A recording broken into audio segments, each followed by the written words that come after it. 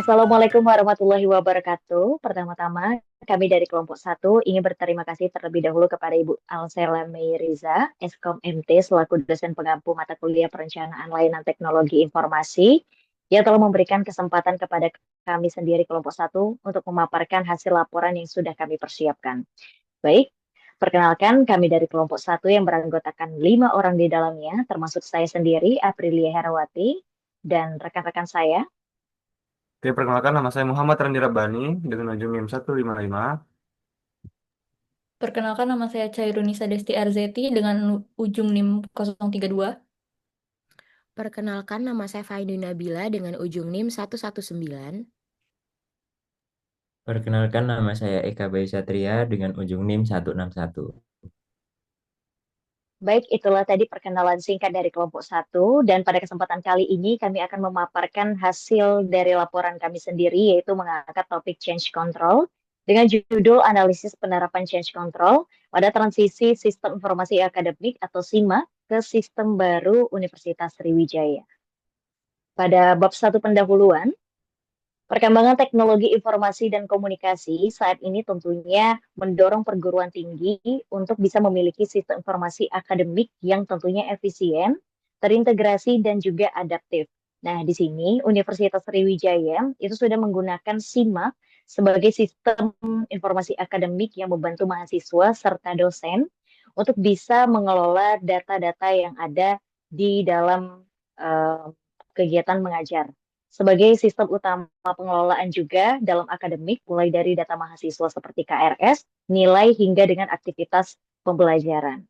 Namun, berdasarkan studi literatur, dokumentasi teknis dan pedoman simak lama ke sistem baru itu memiliki kekurangan di dalamnya seperti kinerja yang belum optimal, integritas data yang masih terbatas, dan yang ketiga itu kesulitan dalam menyesuaikan perubahan kebijakan dengan akademik terbaru atau MBKM.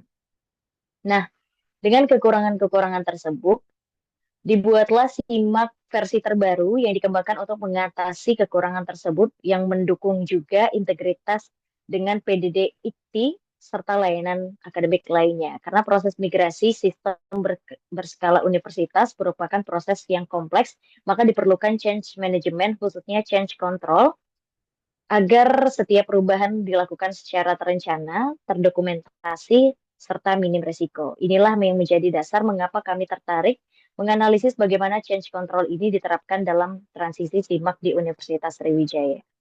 Dari latar belakang yang sudah saya jelaskan, adapun rumusan masalah yang terbagi menjadi 4 poin di sini. Yang pertama itu bagaimana proses penerapan change control dalam transisi SIMAK lama ke SIMAK baru di Universitas Sriwijaya.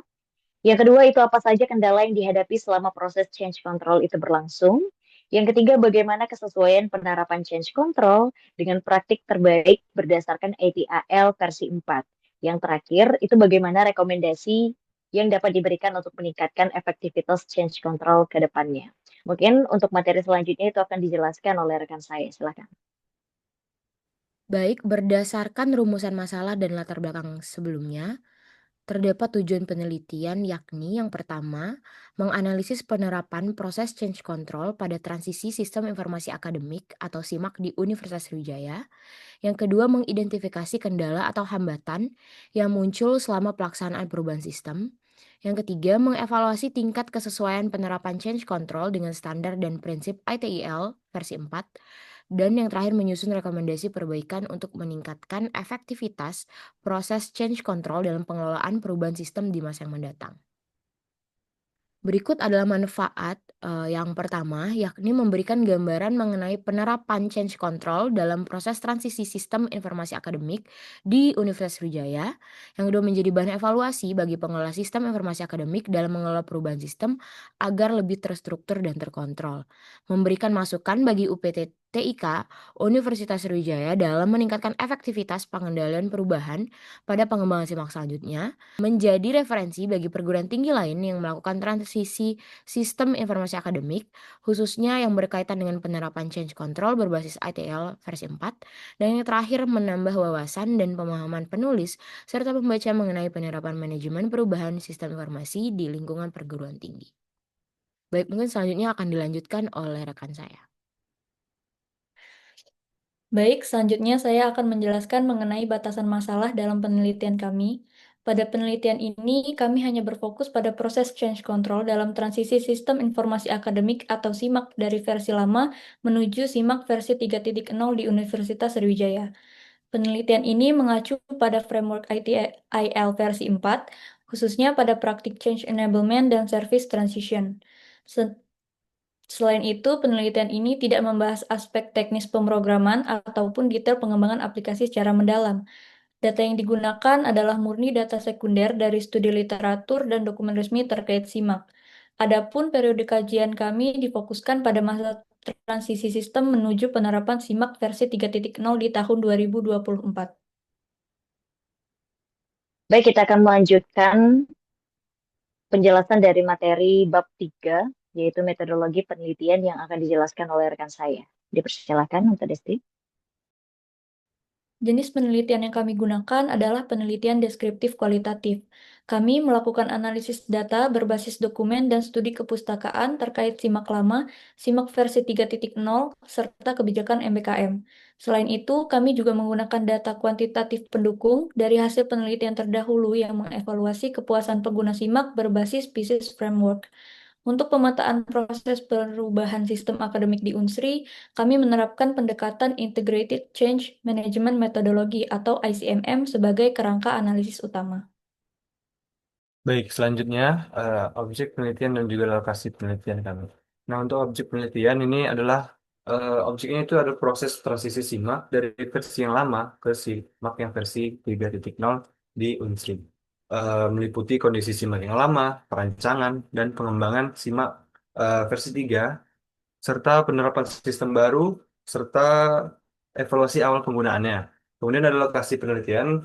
Lokasi penelitian ini berada di lingkungan Universitas Sriwijaya, khususnya di UPT, TIK, BAA, Fakultas Ilmu Komputer, dan juga mahasiswa dan dosen sebagai pengguna SIMAK itu sendiri. Oke, selanjutnya masuk ke sumber dan teknik pengumpulan data. Jadi penelitian kami ini menggunakan data sekunder sebagai sumber utama yang didapat melalui studi kepustakaan dan juga analisis dokumen resmi, tanpa melibatkan pengumpulan data primer seperti wawancara ataupun observasi lapangan. Nah, sumber data sekunder ini meliputi jurnal ilmiah yang membahas evaluasi SIMAK lama, kepuasan pengguna menggunakan PISIS Framework, serta konsep IT Service Management, Change Management, dan juga ICMM. Selain itu juga kami menggunakan pula dokumen resmi Unsri berupa manual pengguna SIMAK lama dan pedoman pengguna SIMAK versi 3.0 tahun 2024. Kemudian ada juga dokumen kebijakan nasional terkait MBKM atau Merdeka Belajar Kampus Merdeka, serta hasil penelitian terdahulu yang menyajikan data kuantitatif terkait kinerja dan kepuasan pengguna SIMAK. Nah, teknik pengumpulan data ini juga dilakukan melalui studi literatur terhadap jurnal, buku, dan artikel ilmiah yang relevan, serta studi dokumentasi terhadap pedoman pengguna SIMAK, dokumen kebijakan MBKM, dan juga dokumen pendukung lainnya. Nah, kemudian masuk ke teknik analisis data. Jadi, analisis data dan penelitian kami ini menggunakan dua pendekatan, yaitu kualitatif dan juga kuantitatif. Nah, untuk analisis kualitatif ini menggunakan teknik analisis isi atau konten analisis terhadap dokumen resmi dan literatur ilmiah dengan tahapan reduksi data, penyajian data dalam bentuk deskriptif, naratif, dan tabel perbandingan, serta penarikan hasil kesimpulan berdasarkan kerangka ICMM. Kemudian analisis kuantitatif dilakukan ini secara deskriptif terhadap data sekunder berupa nilai rata-rata tingkat kepuasan pengguna SIMAK dari penelitian terdahulu yang menggunakan PISIS Framework. Oke, baik. Selanjutnya akan dijelaskan oleh rekan saya. Oke, baik. Selanjutnya saya akan menjelaskan tentang kerangka analisis yang kita gunakan pada proses transisi sistem ada proses transisi sistem ini, di mana kita menggunakan kerangka ICMM atau Integrated Change Management Methodology sebagai kerangka utama yang kita gunakan untuk mengkaji SIMAK ini dari transisi SIMAK lama ke sistem SIMAK baru versi 3.0, di mana kerangka ini terdiri dari 5 fase utama. Yang pertama yaitu akses, yang digunakan untuk menganalisis kondisi SIMAK lama, mengidentifikasi permasalahan sistem, serta alasan perlunya pengembangan SIMAK versi 3.0. Kemudian yang kedua yaitu ada operate and review, yang mana digunakan untuk menganalisis penggunaan SIMAK versi 3.0 secara operasional, serta evaluasi awal pasca implementasi berdasarkan dokumen dan penelitian pendukung. Kemudian yang ketiga yaitu ada construct, di mana digunakan untuk menganalisis tahap pembangunan dan pengembangan modul-modul SIMAK versi 3.0 berdasarkan pedoman pengguna. Kemudian yang keempat ada implement, yang digunakan untuk menganalisis proses penerapan SIMAK versi 3.0 sebagai sistem utama dalam kegiatan akademik mahasiswa. Dan yang terakhir ada desain, yang digunakan untuk menganalisis tahap perancangan SIMAK versi 3.0, termasuk perancangan fitur, integrasi layanan, serta penyesuaian terhadap kebijakan MBKM. Oke, selanjutnya alur penelitian. Nah, alur penelitian ini dimulai dari identifikasi masalah pada SIMAK lama, kemudian dilanjutkan dengan studi literatur dan studi dokumen, kemudian pengumpulan serta klasifikasi data sekunder tentang SIMAK lama, SIMAK versi 3.0, kebijakan MBKM, dan data kepuasan pengguna. Nah, data tersebut kemudian dianalisis dengan membandingkan SIMAK lama dengan SIMAK yang baru atau versi 3.0, kemudian dipetakan ke dalam fase ICMM, dan diperkuat dengan analisis kuantitatif PISIS, lalu disusun menjadi hasil dan pembahasan yang berujung pada penarikan kesimpulan dan penyusunan rekomendasi bagi pengelola SIMAK. Oke, kita lanjut untuk penjelasan bab 4, hasil dan pembahasan yang akan dijelaskan oleh rekan-rekan saya. Baik, sebelum kita memasuki lebih dalam mengenai hasil dan pembahasan kami, saya akan menjelaskan tentang gambaran umum Universitas Sriwijaya terlebih dahulu. Nah, Universitas Sriwijaya atau UNSRI adalah perguruan tinggi negeri di Sumatera Selatan yang berdiri sejak 3 November 1960 dengan visi menjadi universitas riset berstandar internasional. Nah, UNSRI memiliki 9 fakultas yang tersebar di kampus Indralaya dan kampus Bukit Besar dengan lebih dari 30.000 mahasiswa dan sekitar 1.500 tenaga pendidik dan kependidikan. Nah, kondisi ini menuntut adanya sistem informasi akademik yang andal, terintegrasi, efisien untuk mengolah seluruh proses akademik. Transformasi digital ini difasilitasi oleh UPTTIK, di mana yang bekerja sama dengan BAA atau Biro Administrasi Akademik dan Fakultas untuk mengelola sistem informasi akademik atau SIMAK ini sebagai tulang punggung layanan akademik. Nah, kompleksitas operasional semakin meningkat sejak kebijakan MBKM atau Merdeka Belajar Kampus Merdeka, sehingga UNSRI perlu memodernisasikan SIMAK agar mampu mengikuti dinamika regulasi nasional sekaligus mendukung tata kelola TI yang baik. Berikutnya, saya akan menjelaskan mengenai deskripsi SIMAK lama. SIMAK lama merupakan sistem berbasis web yang digunakan mahasiswa untuk pengelolaan layanan akademik seperti KRS, KHS, dan akses transkrip. Namun, berdasarkan studi pendukung, ditemukan beberapa keterbatasan seperti sering terjadinya error atau keterlambatan akses saat puncak periode KRS, keterbatasan integrasi layanan akademik, serta sistem yang belum mendukung fleksibilitas kebijakan MBKM. Antarmuka pada SIMAK lama cenderung kurang responsif dan masih berorientasi desktop. Ini juga membuat pengalaman pengguna menjadi kurang optimal. Hal inilah yang menjadi salah satu alasan dilakukannya transisi sistem ke versi yang terbaru. Selanjutnya, deskripsi SIMAK yang baru. SIMAK versi 3.0 merupakan hasil pengembangan dan pembaruan menyeluruh oleh UPTTIK. Sistem yang baru ini telah terintegrasi dengan PDDikti serta mampu mendukung aktivitas MBKM, seperti pengisian mata kuliah lintas prodi dan konversi SKS. Selain pelayanan akademik utama seperti KRS dan KHS, SIMAK versi 3.0 juga menyediakan fitur tambahan seperti pelaporan prestasi, bimbingan tugas akhir, dan pengajuan cuti secara daring. Dengan perbaikan desain antarmuka, penguatan keamanan akun, serta integrasi data yang lebih baik, SIMAK versi 3.0 diharapkan dapat mendukung transformasi digital akademik Universitas Sriwijaya secara optimal di era MBKM. Baik, selanjutnya akan dijelaskan oleh rekan-rekan saya. Baik, memasuki analisis proses transisi sistem, yakni kita menggunakan ICMM, metodologi ICMM. Yang pertama terdapat assess, lanjut ke design, construct, implement, dan operate and review, sesuai dengan diagram yang ada pada gambar. Oke, boleh di next. Oke, jadi untuk fase ases di sini, pada fase ases, Unsri itu mengidentifikasi berbagai keterbatasan SIMAK lama, seperti kinerja yang menurun saat lanjangan akses KRS, kurangnya fleksibilitas terhadap kebijakan MBKM, keterbatasan integrasi dan antarmuka yang belum responsif. Di sisi pengelola, UPT dan unit akademik kesulitan menyesuaikan sistem lama dengan dinamika kebijakan baru dan kebutuhan integrasi lintas aplikasi. Maka temuan-temuan inilah yang menguatkan urgensi perubahan dan menjadi dasar dari penilaian kesiapan organisasi untuk beralih ke sistem yang baru. Baik, masuk ke fase desain. Pada fase desain, SIMAK versi 3 dirancang sebagai sistem yang lebih terintegrasi dan adaptif.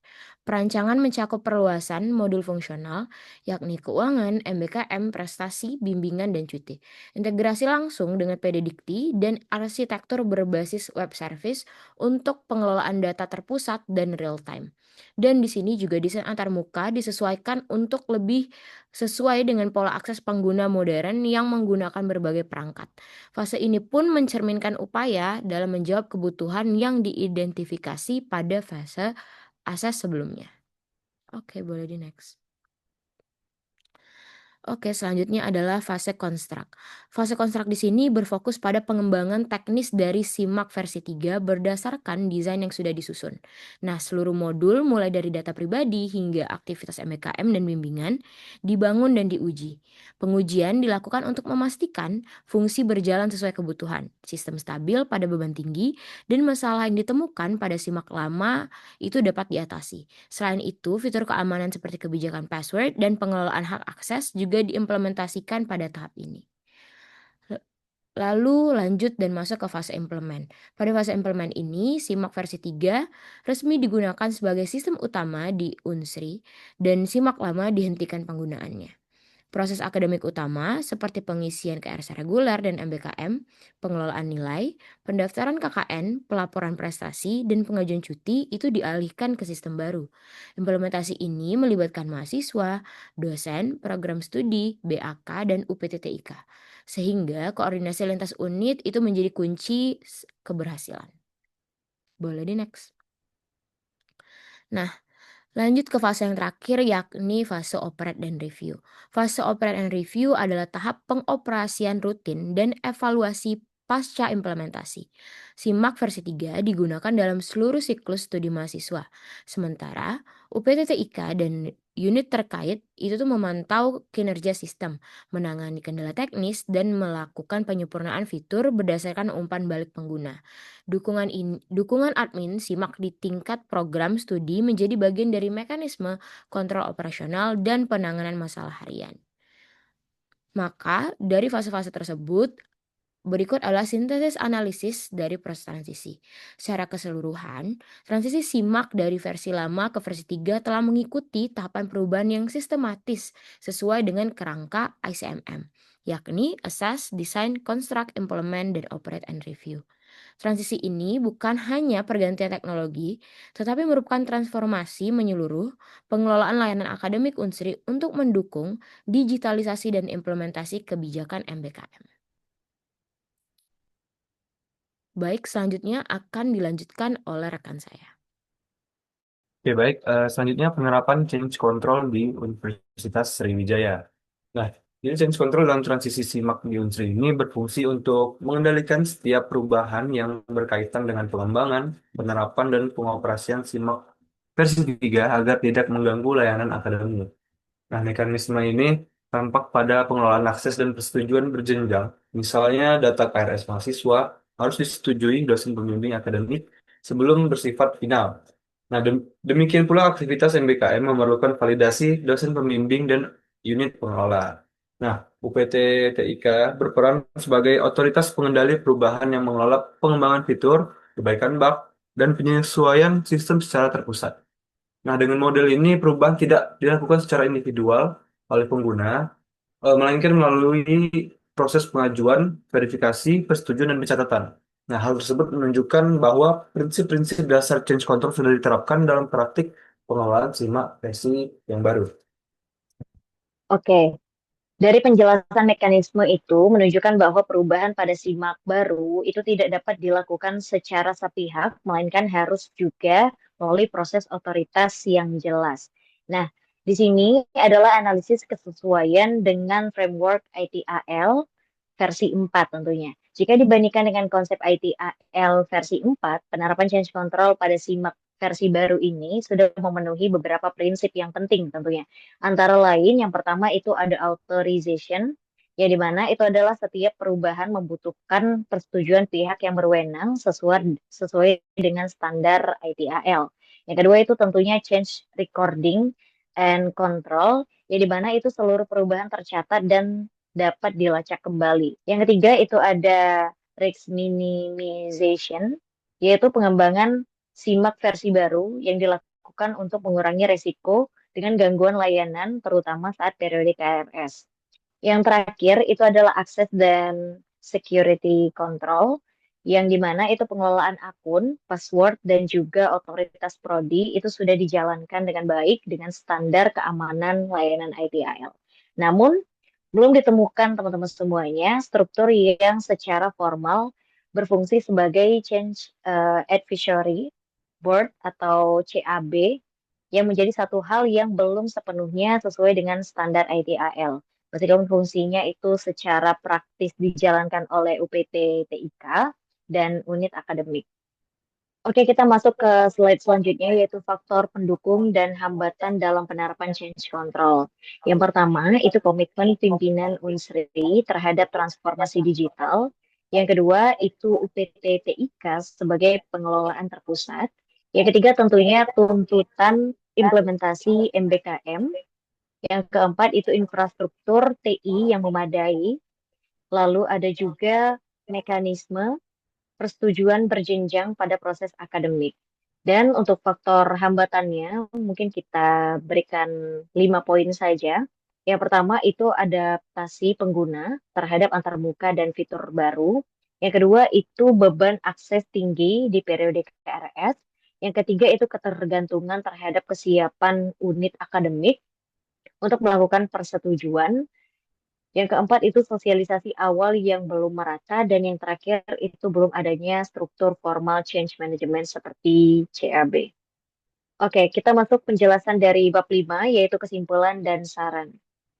Baik, dari penjelasan yang sudah dijelaskan oleh teman-teman saya sebelumnya, kesimpulannya adalah transisi sistem informasi akademik atau SIMAK dari sistem lama ke SIMAK versi 3.0 SIMAK baru di Universitas Sriwijaya ini merupakan transformasi menyeluruh layanan akademik yang dipicu oleh keterbatasan sistem lama dan tuntutan implementasi kebijakan MBKM atau Merdeka Belajar Kampus Merdeka.